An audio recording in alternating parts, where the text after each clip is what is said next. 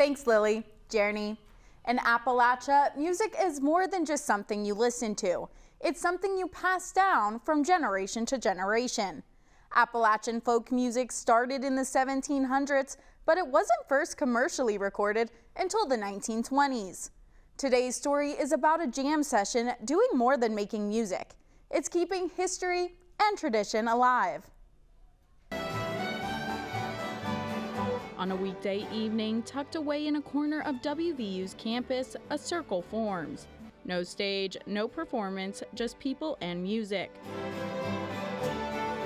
This jam session brings together musicians of all ages and skill levels.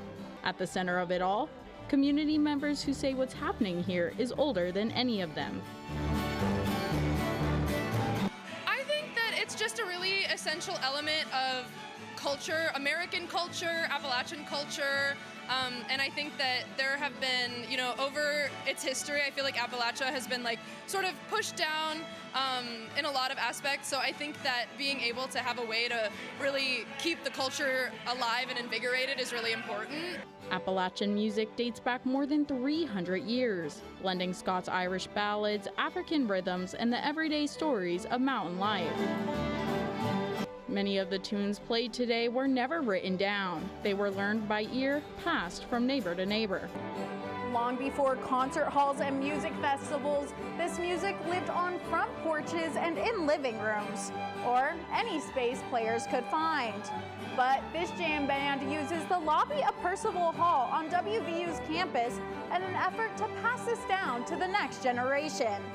One local music teacher says this group strives to keep that oral tradition alive. The majority of the tunes that we play are all passed down through word of mouth and by just listening. Thankfully, we live in a modern age and you can kind of look up recordings and things, but most of my favorite tunes I've never heard on the internet, I've only heard here. These sessions aren't about perfection. Missed notes are welcome because the point isn't how it sounds, it's that it's still being played. Silvernagel says she keeps coming to these sessions, not only to strum along, but to form bonds. A lot of these people have become extremely close personal friends of mine.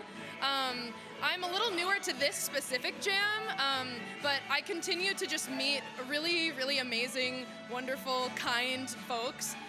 And I just think that there's something about this music that really brings that out in people. And that's the real magic of Appalachian music. It doesn't live in museums or history books. It lives right here, in shared chords, shared stories, and a community willing to pull up the chair and join in. The Percival Pickers have met every Tuesday for the past 50 years and have no intention of stopping anytime soon. Because sometimes we don't need words to bond us, just open minds, hearts, and ears. Well, that's all for this week's Seen and Heard, the story next door.